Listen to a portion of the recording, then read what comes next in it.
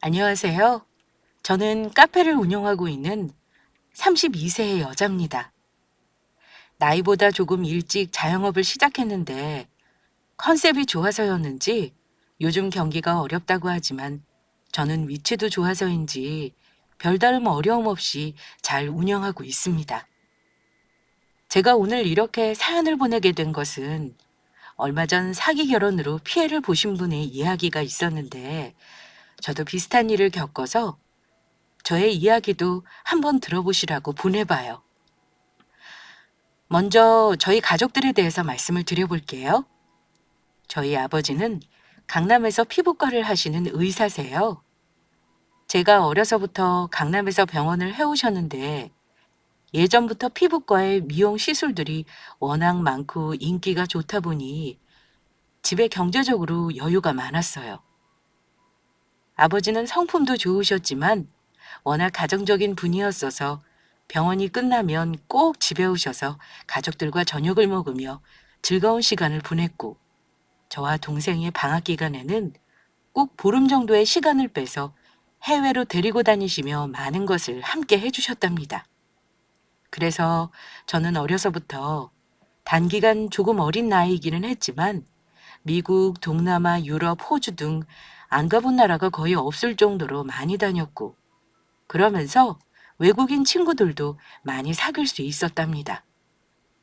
엄마는 동생과 제가 학업을 하는 동안에는 저희들의 양육을 위해서 가사와 저희들 케어만 하셨어요.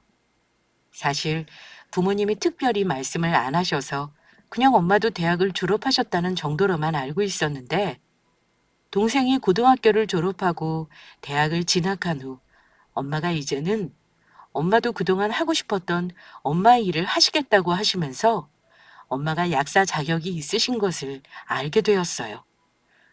그러니까 엄마는 엄마의 재능을 살려서 약국을 하고 싶으신 거였죠. 아버지는 그런 엄마를 위해서 병원 같은 건물에 약국을 오픈해 주셨어요. 그렇게 해서 엄마도 엄마가 하고 싶은 일을 하시면서 사회활동을 시작하셨지만 그럼에도 부모님은 저와 동생에게 늘 관심과 애정을 놓지 않으셨답니다. 제 아래로는 남동생이 있어요. 나이 차이는 2살 차이가 났는데 둘뿐이어서 그런지 싸우기도 많이 싸웠지만 그래도 동생은 누나인 저를 챙기고 저도 하나뿐인 동생을 챙기는 것에 서로 우애가 깊었어요. 엄마와 아버지는 저희의 직업에 대해서 크게 개입을 하지 않으셨어요. 그래도 동생은 아버지의 의사라는 직업이 좋았었나 봐요. 정말 중고등학교를 열심히 공부만 하고 그러더니 우리나라에서 제일로 치는 의대를 입학했고 지금은 학교 소속의 병원에서 진료를 맡고 있습니다. 저는 그렇게 공부를 열심히 하지는 않았지만 그래도 첫째에게 거는 부모님의 기대가 있어서 나름 노력을 하기는 했었어요. 그래서 동생만큼은 아니었지만 우리나라 대표 여대를 진학했어요. 과는 경제학과를 전공하면서 신문방송을 부전공을 했죠. 남들 하나만 하기에도 벅차다는 학부 생활을 저는 조금 욕심이 많았기 때문에 2가지를 다 욕심을 냈었고 졸업을 하면서는 이 2가지의 특징을 살려서 국내 언론사 경제부 기자로 취직을 할 수 있었답니다. 그러던 제가 아무래도 분야가 경제 쪽이었던 도움도 있었고 외국인 친구들이 있어서 해외에서의 경제 움직임에도 좀 빠르게 정보를 얻을 수 있었어요. 그래서 사람들이 아직 코인이라는 것을 잘 모를 때 제 나름으로는 크지는 않았지만 약간의 여윳돈으로 비트코인을 사두었답니다. 그때 그렇게 버린다 생각하고 비트코인을 사둔 것이 제 인생에 아주 큰 변화를 가져올 거라고는 그 당시에는 상상도 못하고 있었답니다. 그렇게 한 5, 6년이 지나서 비트코인의 가격은 급상승하여 곧 1억이 될 거라는 말이 나올 정도가 되었고요. 저는 그 투자했던 비트가 약 10억 정도의 수익을 만들어 주었답니다. 그래서 저는 그중 정말 일부만을 그대로 두고 대부분 현금화를 했습니다. 그리고 언론사를 그만두고는 지금의 카페를 만들게 된 것이죠. 투자할 수 있는 자금이 여유로웠기 때문에 나이는 어렸지만 부모님의 도움 없이 카페를 차릴 수 있었죠. 일단 카페의 위치는 강남 쪽으로 자리를 잡았어요. 큰 번화가보다는 살짝 안으로 들어와서이지만 조용한 분위기와 넓은 공간의 디저트 카페를 만들었죠. 당시 마카롱과 케이크, 그리고 수제 초콜릿을 중심으로 하는 디저트 가게들이 생기고 있을 무렵이라 컨셉을 그쪽으로 잡는 것이 저에게는 또 다른 운으로 작용했어요. 그래서 직원과 아르바이트까지 주중에 손님이 많았고 주말에는 정말 웨이팅이 어려워서 테이크아웃을 하는 손님들도 많을 정도로 인기가 많았습니다. 블로그나 인스타그램의 인플루언서들이 꼭 가봐야 할 인생 카페로도 많이 소개해 주시고 강남 맛집으로도 소문이 나서 젊은 여성분들과 연인들 사이에서는 강남을 가면 꼭 방문해야 하는 디저트 카페로 자리매김을 할 정도였습니다.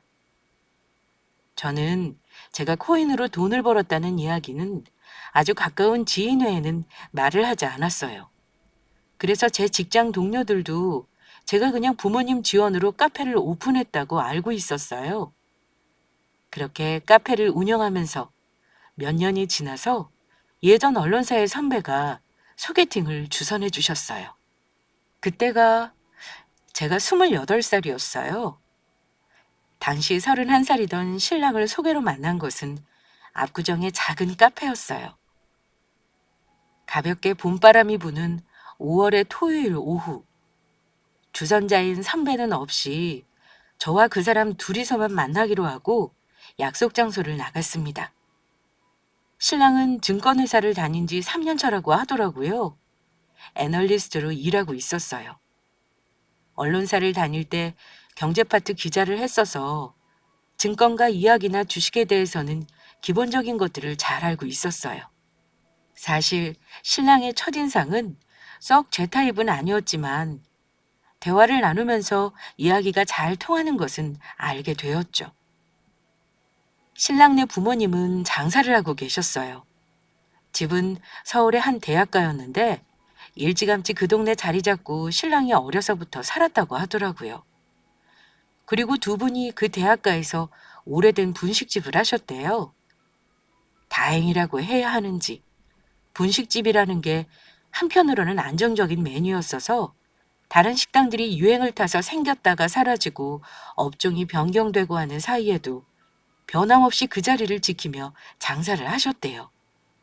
그렇다 보니 졸업하고 직장 다니고 결혼을 한 단골들이 세월이 지나서도 그 맛이 기억나 찾아와서 먹고 가기도 하는 그런 맛집이었대요. 참 쉽지 않은 일인데 대단하시다 싶더라고요. 두 분이 젊을 때는 식당에 직원도 없이 두 분이 다 하셨대요. 어머님은 음식을 만드시고 아버님은 홀과 계산을 담당하시면서 메뉴도 단촐했대요. 떡볶이, 김밥, 튀김, 순대, 어묵, 라면을 고정 메뉴로 하고 쫄면, 우동 등 몇 가지의 보조적인 메뉴를 넣었다 뺐다 하시면서 하셨다고 하더라고요. 그래서 신랑은 고등학생이 돼서부터 시간이 날 때면 부모님 가게에서 도와드렸다고 해요. 지금은 두 분이서 하기에는 조금 힘들어 하셔서 아르바이트생을 보조적으로 고용을 하셨대요. 신랑의 형제 관계는 신랑이 맏아들이고 아래로 남동생 하나와 여동생이 한 명 있었어요. 부모님이 장사를 하시는 바람에 동생들이 어릴 때는 신랑이 다 챙겼었대요. 학교를 다녀오면 동생들 챙겨서 숙제도 시키고 어머님께서 챙겨 놓으신 반찬으로 저녁도 챙겨 먹이고 방학이면 두 동생들을 데리고 학원도 다니고 했더더라고요. 신랑은 공부를 잘했대요. 중학교 때까지는 학원도 안 다니면서 전교에서 순위권에 드는 성적이었고 고등학교 들어가서부터는 조금은 부족함이 느껴져서 수학과 영어만 학원을 다녔대요. 그래도 학원 공부도 열심히 했었던 탓인지 그렇게 학원을 다니면서는 반에서는 늘 우수한 점수였고 그래서 학급 임원을 3년 내내 했었다고 하더라고요. 애널리스트가 된 이유도 나름 있었더라고요. 남들처럼 일반 대기업에 들어가서 일을 하는 게 싫었대요. 왠지 회사 이름으로 사람들에게 평가받고 싶지가 않았다고 하더라고요. 전공도 경제학을 해서 회사들의 흐름과 투자 가치를 따져보는 것이 재미있고 또 자기가 예측한 투자 가치가 맞으면 그렇게도 좋았었대요. 그래서 대학을 다닐 때부터 아르바이트를 해서 모은 돈으로 주식을 시작했었다고 하더라고요. 지금도 연차는 짧지만 고객들과 종목 상담도 잘하고 나름 본인의 예측에 잘 맞아서 담당 고객도 많고 많은 분들이 수익을 내고 있어서 하는 일에 보람을 느낀다고 했어요. 신랑은 말을 참 잘하는 사람이었어요. 처음 만나서부터 이런 이야기들을 하는데 마치 드라마를 한 편 보는 것처럼 지루함이 없더라고요. 이야기가 길어져서 카페를 나와 저녁을 먹었는데 자기 이야기를 그렇게 흥미진진하게 말하는 사람을 또 처음 봤어요. 들어보면 별거 아닌 듯한 누구나 있을 수 있는 성장 과정에 대한 이야기인데 작은 에피소드 등을 들어가면서 말을 하며 종종 웃음 코드도 잡아내는 재담꾼이었어요. 그래서 뭔가 첫인상이 썩 좋지는 않았지만 대화를 나누는 와중에 이 사람을 만나면 심심하지는 않겠고 지루함은 없겠구나 하는 생각을 하게 됐어요. 그렇게 만남을 시작했습니다. 재치 있고 말주변이 좋은 신랑 덕분에 1년의 기간을 만나면서 이 사람과 평생을 살면은 삶이 지루하지는 않겠다는 생각을 하게 되었어요. 경제적인 부분이야 이미 제가 가지고 있는 것들이 있었고 제가 운영하던 카페도 잘 되고 있었기 때문에 크게 걱정은 하지 않았어요. 그래도 신랑은 회사에서 나름 인정받고 있었고 월급을 적게 받는 것도 아니었어서 경제적인 부분에서는 크게 문제가 없어 보였어요. 다만 좀 걱정되는 부분이 있다면 신랑 가족들이었어요. 부모님께서 분식집을 오래 하시기는 했지만 그걸로 큰돈을 모아놓으신 것이 아니라서 이제부터 노후 준비를 해야 한다는 점이었고 그 부분에 있어서 장남인 이 사람의 역할이 무시할 수 없는 부분이라는 것이었고요. 막내인 남동생은 아직 학생이었는데 대학을 졸업하면 석박사 과정을 미국으로 유학을 가고 싶다고 이야기가 나오고 있었어요. 그런데 부모님이 유학까지는 좀 어렵다고 하셔서 신랑이 유학 자금의 일부를 충당해 주어야 한다더라고요. 남의 집 기둥 뽑아오는 거 아니다라는 말이 있었는데 혹시나 이 사람과 결혼하는 것이 그런 맥락이 되는 것이 아닌가 싶은 고민을 하지 않은 것은 아니었어요. 그래도 적어도 살면서 돈 문제로 속을 썩이는 일은 없을 것 같아서 결혼을 하기로 했고 저희 부모님께 인사를 드리게 되었어요. 솔직히 조금 걱정이 되는 면이 없는 것은 아니었어요. 부모님은 주변에 의사들이 많아서 의사들이 소개팅으로 많이 들어왔지만 몇 번 만나보니 좀 답답한 면이 있더라고요. 공부만 해온 사람들이 많아서인지 대화가 좀 답답했어요.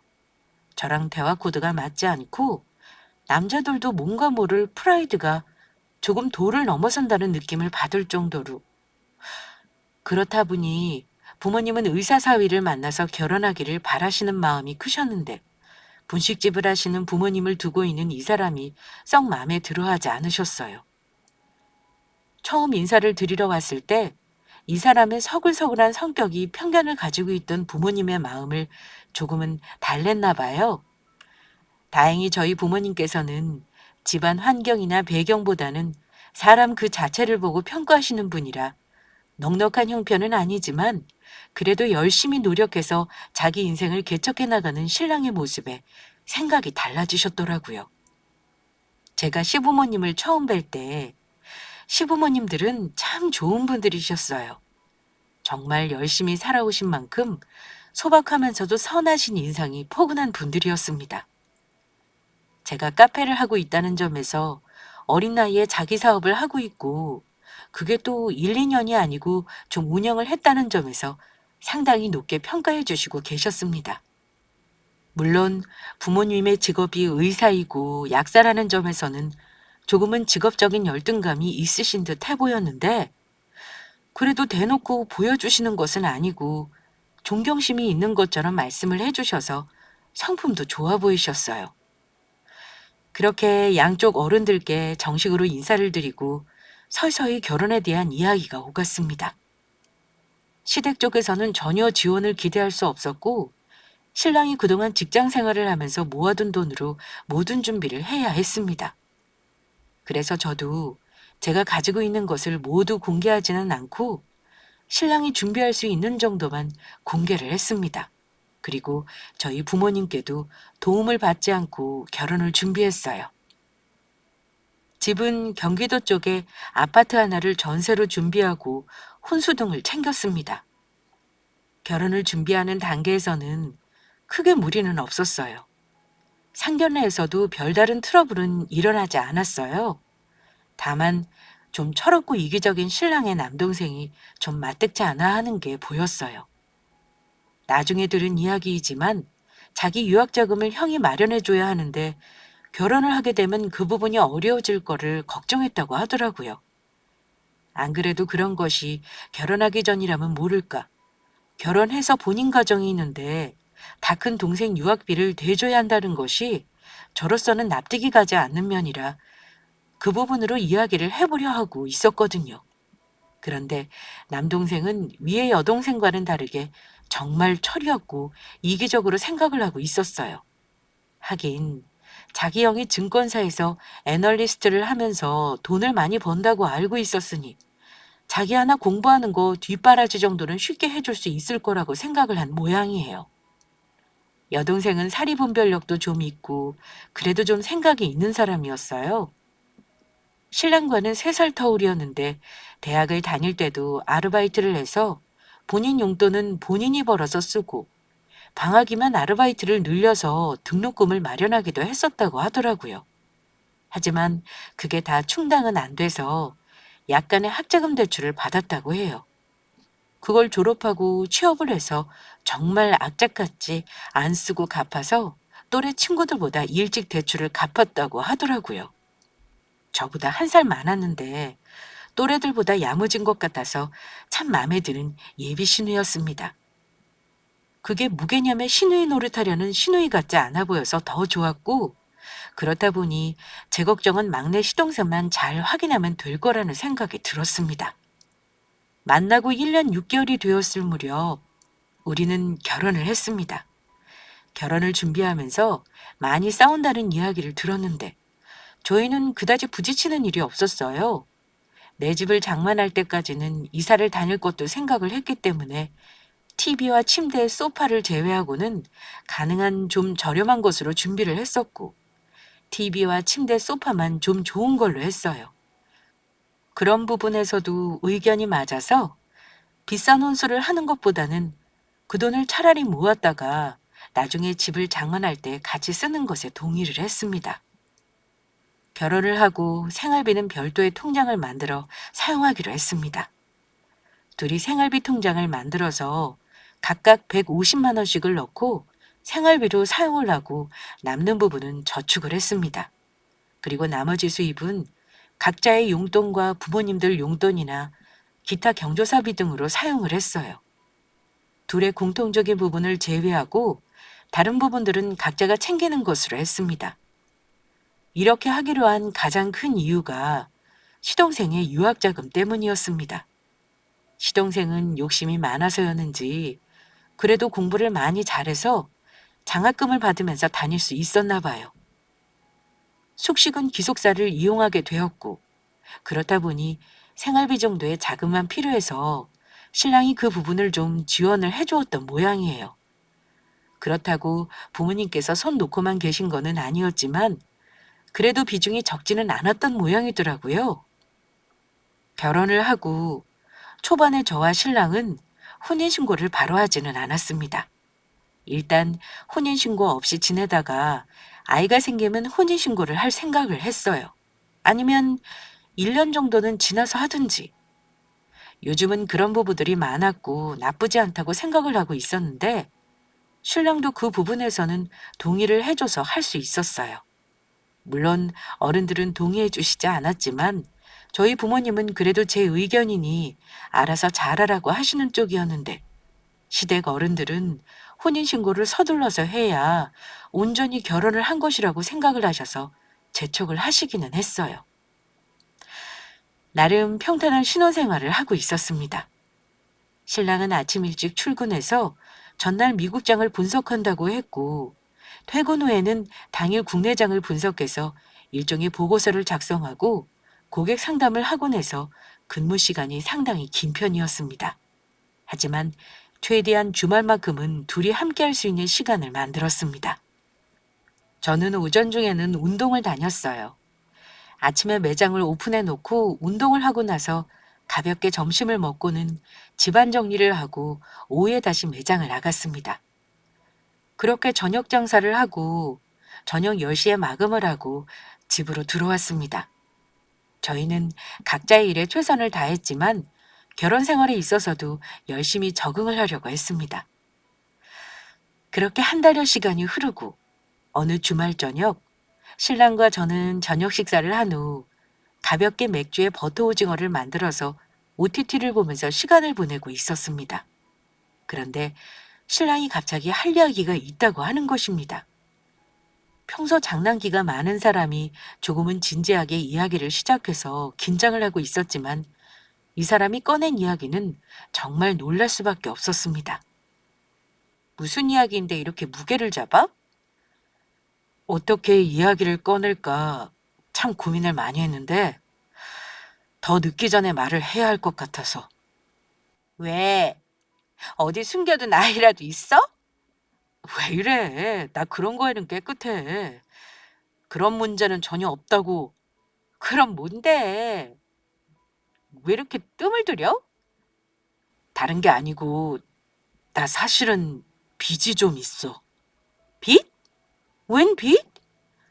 어, 내가 종목 몇 개를 별도로 투자를 하고 있었거든. 그런데 이번에 좀 악재가 생기면서 그 종목들이 전부 하한가 가고 그런 거야. 그래서 다시 복구를 하려고 대출을 좀 받았거든. 아직은 회복이 안 돼 있고 마이너스인 상태인데 둘이 같이 벌어서 갚으면 금방 갚을 테니까 그렇게 하면 될 것 같아. 얼마나 되는데? 좀 돼. 그래서 얼마냐고. 3억. 헐, 아니 그게 언제 생긴 건데? 좀 됐어. 호재가 있어서 조금 무리해서 들어간 건데 이게 쉽게 회복이 안 되더라고. 좀 됐다면 결혼 전부터 있던 거야? 음. 그럼 미리 말을 했었어야 하는 거 아니야? 조금 회복세를 보여서 결혼 전에 해결이 될 거라고 생각을 했는데 그게 생각처럼 안 되고 다시 하락을 해버리는 바람에 뭐라 할 말이 없었습니다. 부동산 시장이 폭등을 하면서 주식 시장의 폭락이 심했는데 그 폭락장에서 손실이 생길 듯 했습니다.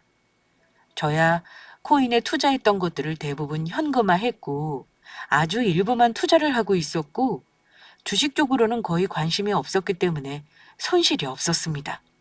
안 그래도 주변 친구들 중 몇몇의 주식 투자로 손실을 봤다는 이야기를 들었지만 그 이야기가 제게 해당이 될 거라고는 생각도 못하고 있었습니다. 이건 어찌 보면 사기 결혼이라고 할 수 있었습니다. 게다가 자기가 잘못해서 생긴 결혼 전의 빚을 저보고 같이 갚자고 하는 것이 너무 어이가 없었습니다. 제가 그걸 같이 갚아나가는 것이 당연하다고 생각하는 것도 황당했고요. 제가 놀라고 황당했던 이 기분을 신랑도 똑같이 느껴보도록 해주고 싶었습니다. 그래서 며칠 뒤 저는 신랑에게 거짓말을 했습니다. 자기야, 자기가 주식빚 이야기를 해서 나도 말을 해야 할 것 같아서 그러는데, 어? 뭔데? 저기 사실 나도 빚이 좀 있어. 에? 무슨 빚? 빚 이야기 없었잖아. 내가 코인을 좀 했었거든. 근데 투자가 잘 될 때 분위기 탈 때 나도 대출을 좀 받아서 투자를 했어. 그런데 자기도 알다시피 코인 시장이 폭락을 했잖아. 그때 손실이 좀 컸어. 얼마나 되는데? 5억. 뭐? 5억? 아니, 무슨 여자가 겁도 없이 그렇게 큰 돈을 빚을 질 수 있는 거야? 아니, 처음에는 수익이 좀 있었어. 그래서 좀 땡겨서 들어갔다가 그렇게 된 거지. 그래도 5억은 좀 너무한 거 아니야? 자기도 나도 지금 벌이가 나쁜 것은 아니잖아. 자기 말대로 같이 벌어서 갚아나가면 금방 갚을 거야. 남자가 투자를 한다고 하는 것과 여자가 하는 것이 같아? 이 사람이 경제권 맡겨놨다가는 큰일 나겠네. 겁도 없이 투자한다고 돈을 막 끌어다 써? 내가 일부러 그런 게 아니잖아. 잘 되고 있어서 한 거였다고. 아우, 혼인신고 안 하고 있었던 게 천만다행이네. 그게 무슨 소리야? 이건 사기야, 사기. 사기 결혼이라고? 무슨 말이야? 자기도 나한테 말 없었잖아. 남자랑 여자가 같아? 우리 생활비 동등하게 내서 쓰고 있어. 남들이 들으면 내가 당신한테 생활비 받아서 쓰다가 빚진 줄 알겠어. 그건 아니지만 이런 경제관념이라면 같이 살 수 없어. 당신 빚은 같이 벌어서 갚자고 하더니 왜 내 빚은 그게 안 되는 건데? 나이도 어린 여자가 5억이나 되는 돈을 빚을 지고 겁도 없이 사채는 아닌 거야? 사채는 없어. 아무튼 나는 이 상황을 용납할 수가 없어. 용납할 수가 없다니? 그럼 이혼이라도 하자는 거야? 우리가 뭐 이혼을 하고 자시고 할 거라도 있어? 혼인신고도 안 되어 있는데. 헐, 당신 이런 사람이었어? 나는 그래도 내가 벌어서 동생들도 가르치고 부모님 챙겨드리느라 상황이 더 안 좋아졌지만 당신은 아니잖아. 부모님이 다 해주시고 자기가 일한 거는 자기가 챙기는 건데 5억이나 빚이 생길 정도로 경제관념이 없는 여자랑은 같이 살 수 없어. 그러니까 이혼을 하자는 말이지? 이혼이고 뭐고 할 것도 없고 내일 당장 지분 부동산에 내놓을 거야. 그리고 살림살이는 중고거래로 팔 거고 급하게 정리하니 헐값이 되겠지만 어쨌거나 그렇게 정리할게. 그러시겠다. 그리고 난 당신한테 속아서 결혼한 것이나 마찬가지이니 손해배상은 해야겠지? 손해배상? 우리 결혼식 비용이랑 신혼여행 경비 그리고 같이 지낸 동안의 생활비로 들어갔던 돈을 변상했으면 좋겠어. 그게 말이 돼? 당신도 나를 속였는데 왜 나만 그런 걸 손해배상해야 해? 3억과 5억은 차이가 크지? 아무튼 정리를 하자고. 내가 정말 이런 쪼잔하고 치졸한 사람과 한평생을 살겠다고 결혼을 한 거였다니. 그래, 집 나가면 집값의 절반만 주고 살림살이 중고 정리하는 거는 당신이 가져. 난 그런 건 필요 없으니. 결혼식 비용이랑 신혼여행 경비도 배상해야지. 아니다. 그건 내가 그냥 봐줄게. 아, 내가 졸지에 5억의 빚을 책임져야 했다니. 남편의 반응은 정말 놀라웠습니다. 본인이 한 것은 괜찮고 제가 한 것은 안 된다는 생각을 하다니. 그게 더구나 남자와 여자의 차이라고까지 생각을 한다는 것이 너무 어이가 없었습니다. 순간 내가 가지고 있는 자산을 공개하지 않은 것이 참 다행이라는 생각이 들었습니다. 그리고 더 긴 시간을 함께 살거나 혼인신고를 하지 않은 것이 저 자신을 위해서도 다행이라고 생각이 들었습니다. 그렇게 저는 친정으로 들어갔습니다. 부모님은 갑작스런 저의 상황에 많이 놀라셨습니다. 게다가 그 원인이 신랑이 남녀 차별적인 발상에서 저를 무시하는 이야기까지 했다는 점에서 무척이나 괘씸해 하셨습니다. 부모님께서도 제가 혼인신고 안 하고 있었던 부분이 오히려 다행이라고 하시면서 빠르게 결정을 하고 나온 것을 잘했다고 하셨습니다. 그렇게 말 같지도 않은 저의 결혼 생활은 마무리를 했습니다. 너무 어이없는 일을 당해서 정신이 너덜너덜해진 저는 머리를 식힐 겸 싱가포르로 여행을 다녀왔습니다. 한 일주일 그냥 쉬면서 이런저런 생각을 해봤는데 아무리 생각해도 제가 제 경제 상황을 공개하지 않고 이혼을 한 것은 잘한 일이라는 생각이 들었습니다. 그런데 그냥 보고 있기에는 너무 괘씸했습니다. 어떻게든 복수를 하고 싶은 생각이 들었습니다. 어떻게 해야 통쾌하게 복수를 할 수 있을지 곰곰이 생각을 해봤습니다. 그런데 아무리 생각을 한다 해도 돈으로 뒤통수를 맞은 거라서 저도 돈으로 복수를 해야겠다는 생각을 했습니다. 한국으로 돌아와서 가장 먼저 한 것이 새 차를 뽑는 것이었습니다. 차는 벤츠 컨버터블로 뽑았습니다. 차값만 1억이 좀 넘는. 그렇게 새로 차가 나오고 저는 전 남편에게 잠시 만나자는 연락을 했습니다. 차에서 내리는 저를 보는 그 사람의 표정은 비아냥과 가소롭다는 듯한 표정이 섞여 있었습니다. 어떻게 지냈어? 잘 지냈나? 집은 나갔어? 당신이 이렇게 허영과 허세가 큰 사람이었나? 다시 보게 되네. 그게 무슨 소리야? 집 나갔냐니까?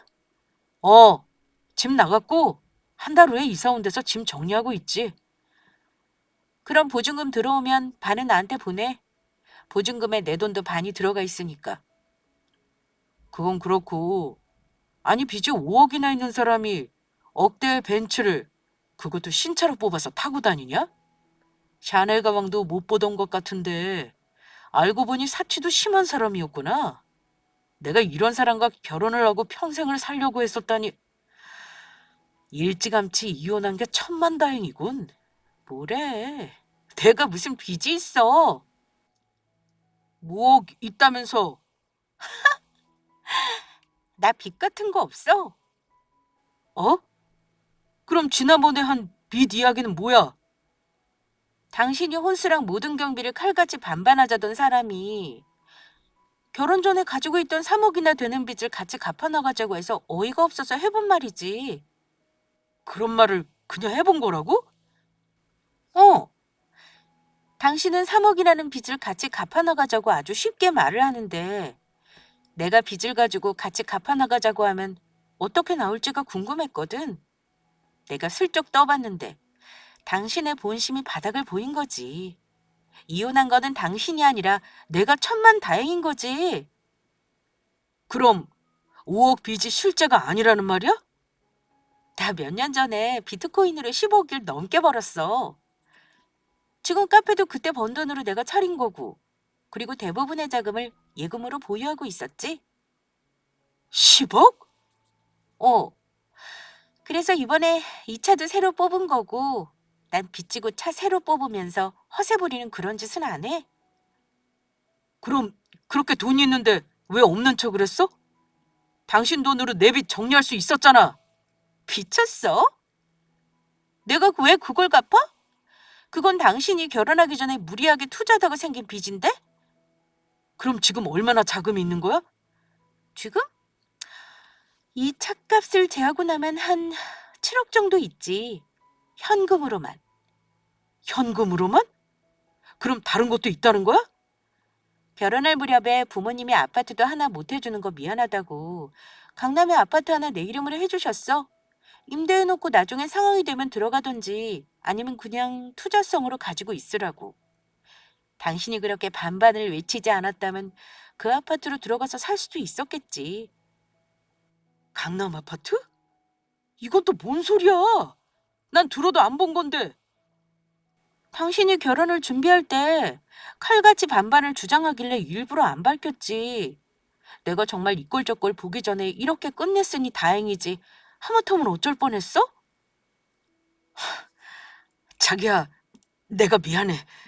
내가 내 빚도 부담인데 거기에 당신이 5억이나 있다고 하니까 정신이 살짝 나갔었나 봐. 우리 다시 시작하면 안 될까? 이번에는 혼인신고도 바로 하고. 이 사람 이거 미친 거 아니야? 이거 보세요. 나한테 빚이 있다는 것만 알고도 바로 갈라서자고 한 사람이 이제 와서 내 자산을 보고 다시 합치자고? 그 말에 내가 얼씨구나 드디어 됐다 싶어서 덜컥 합친다고 할 줄 알았어? 왜 이러셔? 그럴 이유도 없고 그럴 생각도 없어. 그리고 당신이라도 열렬하게 사랑했다면 가능성이 없는 것은 아니지만 당신은 전혀 그렇지 않거든. 그러니까 내가 잘못했어. 나에게 기회를 한 번만 주라.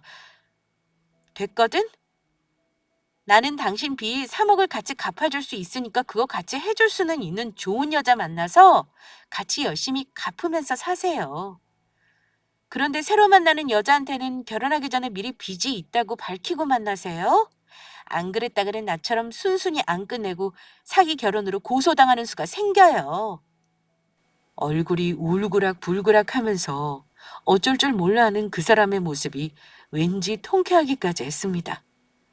그 후로 몇 번 전 남편에게서 다시 합치자는 연락도 오고 카페까지 찾아와 만나달라고 했지만 저는 그 사람을 완전히 무시해버리면서 대면조차 안 하려 했기 때문에 그 사람의 자존심까지도 무너뜨렸다고 할 수 있었습니다. 제 이혼을 가지고 친구들 사이에서 말이 좀 있었더라고요. 아무렴 결혼하고 한 달 만에 이혼을 했으니 궁금하기도 궁금했겠죠. 그래서 복수 후에 친구들과도 만났습니다. 그래서 이혼을 한 진짜 이유가 뭔데? 그 사람이 기본이 안 되어 있더라고. 왜? 결혼하고 한 달이 지나서야 자기 빚이 있다고 밝히는 거야. 빚? 얼마나 됐길래? 3억? 3억이나 되는 빚이 있으면서 결혼 전에 말을 안 했다고? 그건 사기 결혼 아니야? 그치? 그치?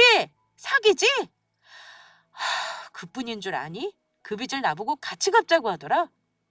뭐라고? 그걸 네가 왜 갚아? 너랑은 상관없는 빚이잖아. 그러니까. 그런데 내가 나중에 나도 빚이 있었다. 그럼 이것도 같이 갚아나가자 했더니 입에 개거품을 물면서 자기를 속였다고 난리 치는 거야. 이건 또 뭔 적반하장이야? 그래서 이혼을 한 거야? 그 사람이 헤어지자고 하더라고. 내가 할 소리를 그 사람이 한 거지. 그래서 바로 이혼하고 보란 듯이 난 빚은 없다고 알려줬지. 잘했다. 아니 어디서 거지근성을 가지고 결혼을 할 수 있지?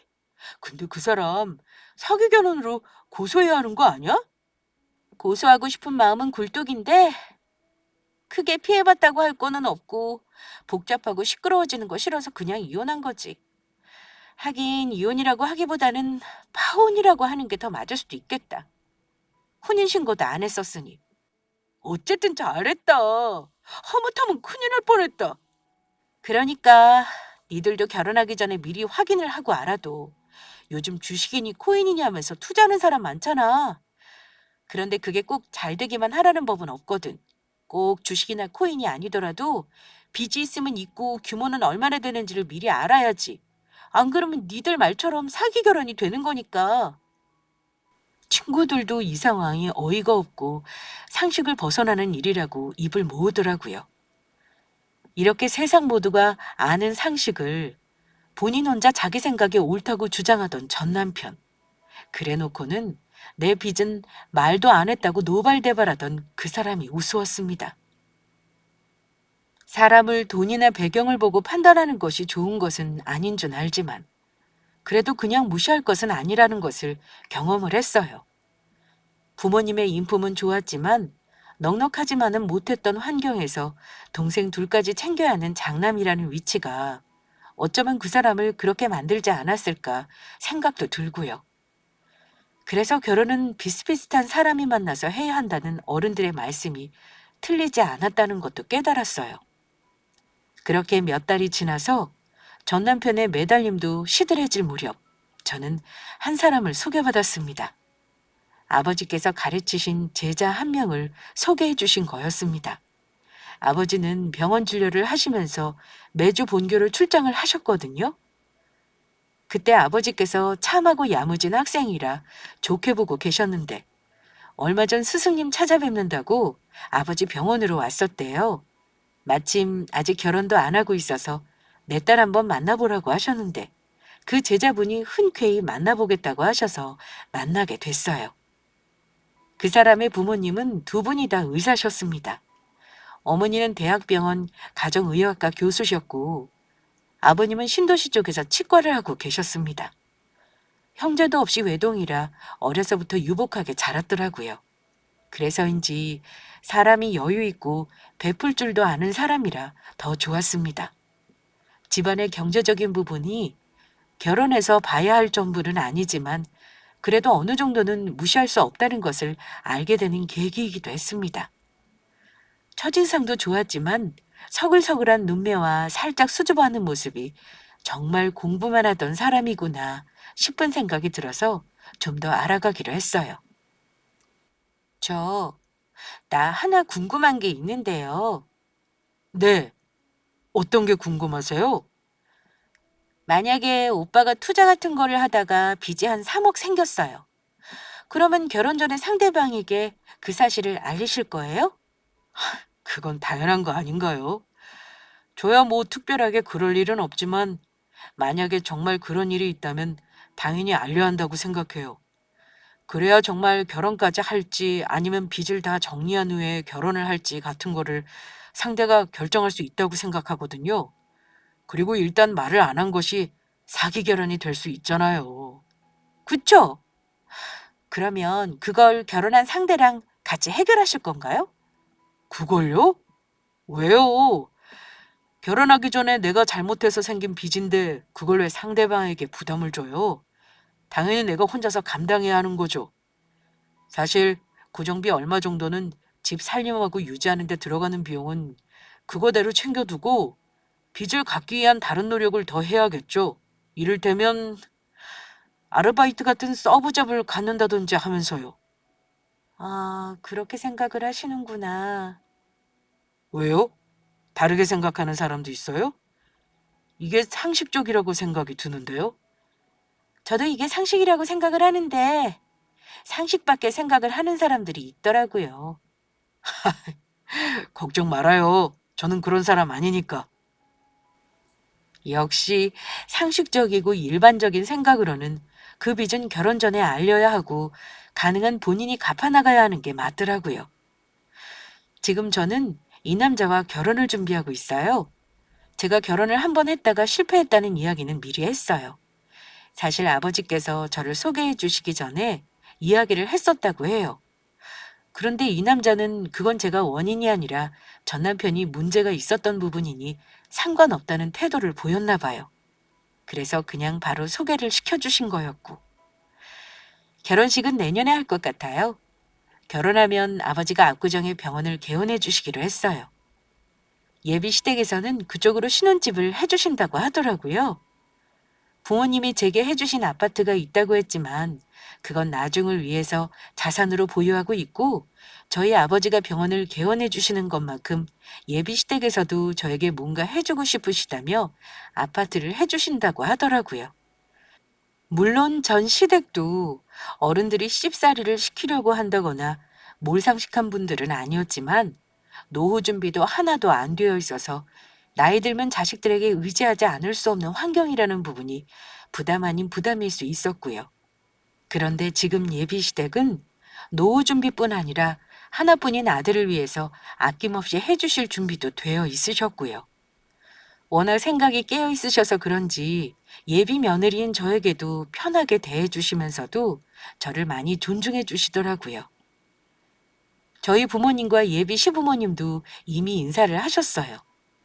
딱딱하게 형식적인 상견례를 하는 것보다는 편하게 식사하고 이야기하는 것이 좋다고 하셔서 그냥 작은 한정식 집에서 처음 만나셨고요. 요즘은 부부 동반으로 골프를 치시기도 하시더라고요. 저는 요즘 카페를 정리하고 있어요. 이번 겨울을 지나면서 카페를 그만두고 한동안 그냥 좀 쉬려고요. 쉬면서 운동하고 요리학원을 좀 다닐 예정이에요. 사실 제가 공부만 하고 또 일하고 하느라 음식을 잘 못하거든요. 엄마한테 배울 수도 있겠지만 바쁜 엄마를 귀찮게 하고 싶지는 않아서 좀 고급 요리 교실을 알아보고 있어요. 제가 만든 요리로 양가 어른들 모시고 함께 식사할 수 있는 날이 왔으면 좋겠어요. 이런 게 결혼하면서 가질 수 있는 소소한 꿈이겠죠? 여러분, 저 이제 맘 편하게 예쁜 꿈을 꾸면서 예쁘게 예쁘게 살게요. 여러분도 제가 새로 시작하는 결혼 생활을 행복하게 보내라고 응원해 주세요. 다음번에는 이런 막장 이야기가 아닌 좋은 이야기를 사연으로 가져올 수 있었으면 좋겠네요. 모두들 행복하시고요. 감사합니다.